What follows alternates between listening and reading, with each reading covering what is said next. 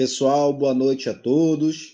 Vamos iniciar a nossa aula de hoje, seguindo aqui com a nossa aula 4, vídeo 1, tá? Vamos falar neste vídeo sobre os riscos que nós vimos, os riscos do trabalho, né? Vamos relembrar riscos físicos, químicos e biológicos são os chamados riscos ambientais, tá? Nós temos mais os riscos ergonômicos e os chamados riscos de acidente. Isso aqui foi o que a gente viu na nossa aula, tá?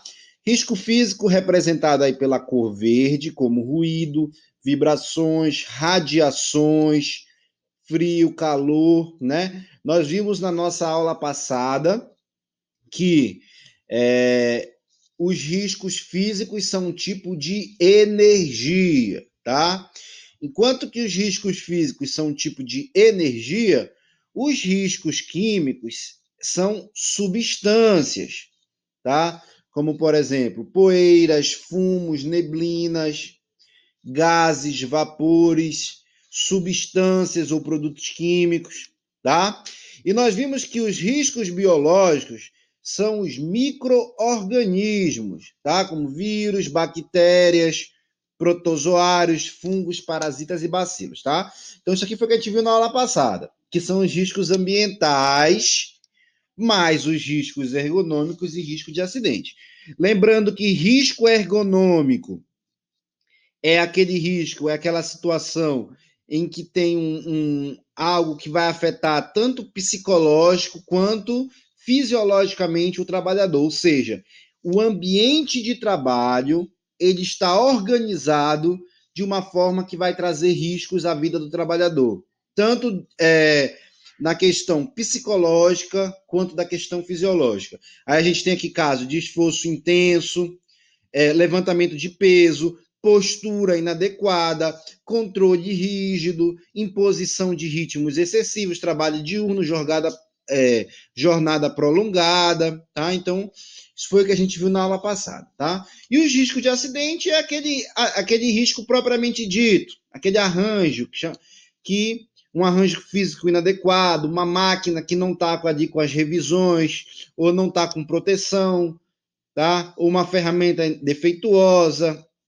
Então, essa situação que vai gerar um risco propriamente dito, nós chamamos de riscos de acidente, que são representados aí pela cor azul, tá? Então, isso aqui foi o que a gente viu.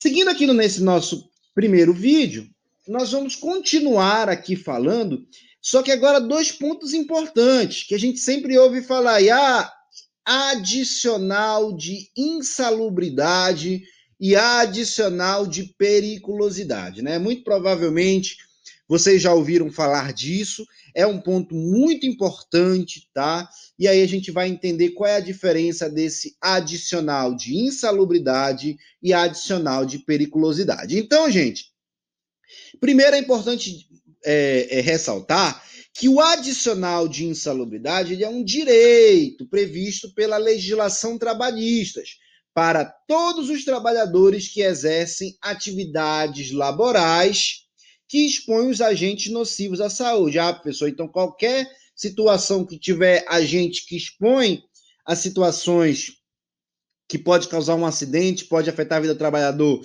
tem direito a um adicional de insalubridade?